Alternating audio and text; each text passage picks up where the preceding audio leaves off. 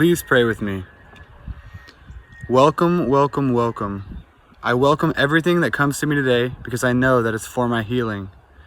I welcome all thoughts, feelings, emotions, persons, situations, and conditions. I let go of my desire for power and control. I let go of my desire for affection, esteem, approval, and pleasure. I let go of my desire for survival and security. I let go of my desire to change any situation, condition, person, or myself. I open to the love and presence of God and God's actions within. Amen. Good morning, Grace Lutheran. I am at Phil Hardberger Park and I'm running with my faithful pal Oreo. Oreo, say hi, baby. And I wanted to show y'all something here. Let's see if I can switch my camera around. I don't think it's going to allow me to. So, see all those fun rocks and see all those gorgeous live oaks.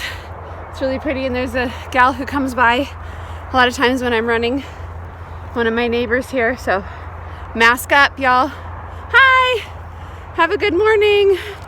Oh, sweetheart. So pretty. Have a good day. Thank you, blessed. So these beautiful rocks and live oaks, as I've run here this last 5 months or so since we've moved here, are beautiful, and I love it here. So grateful for these parks. But I have to tell you that several times I've stumbled, but twice I've fallen hard on the ground from this beautiful stuff and ended up, as I'm striding along on the ground, covered in mud, bruises, scrapes, everything else. I'm really grateful that I haven't broken something. But these obstructions in our path, they can hurt, but they stop us in our tracks, right? They are an opportunity, if we can use the welcoming prayer and be welcoming things and rather than resisting them, to take a moment and reflect and to take note of ourselves, to see if we're hurt, if everything's okay, if we can get back up again, and to continue on a little bit more carefully in the future.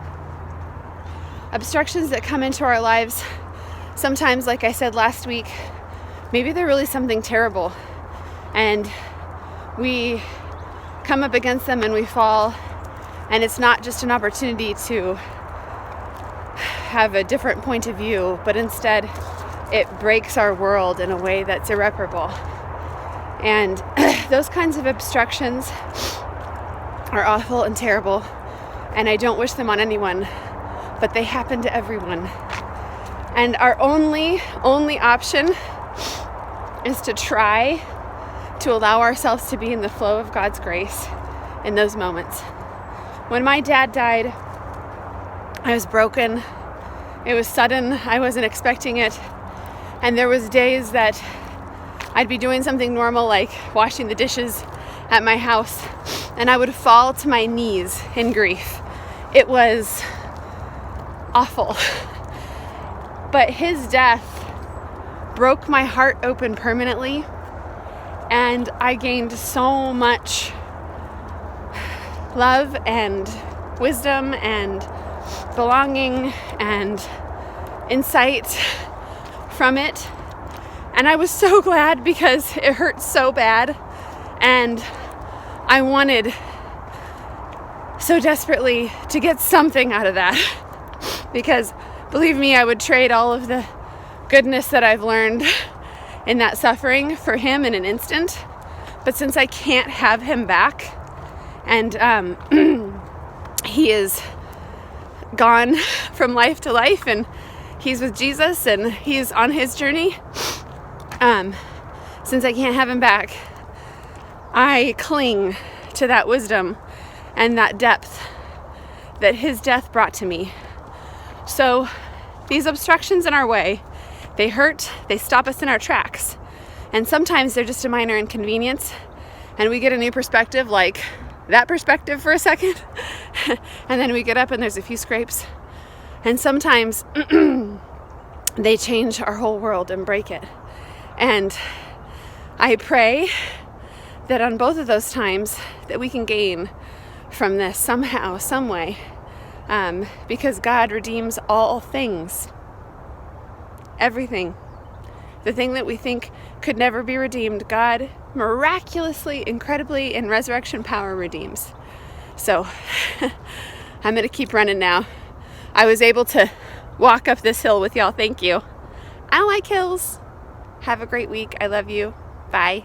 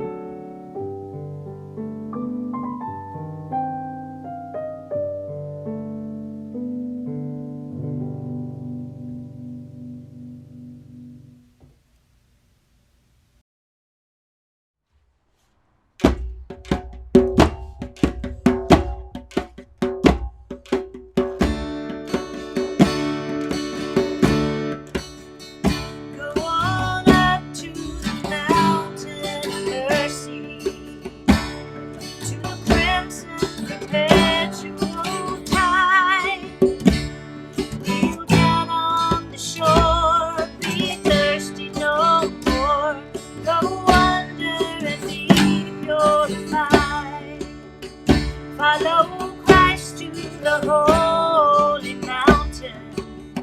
Sinner sorry and wrecked by the fall. Put your heart and your soul in the fountain that flows for you and for me and for all. And the wonderful, tragic, mysterious stream on that beautiful, scandalous night, you and me. We've been told by His blood and forever washed white on that beautiful, scandalous night. On the hillside you will be delivered. At the foot of the cross justified. And your spirit restored by the river that pours from our blessed Savior's side. But the wonderful, tragic, mysterious dream of that beautiful, scandalous night, you and me. We were told by His blood and forever washed white on that beautiful, scandalous night. And the wonderful, tragic, mysterious dream of that beautiful, scandalous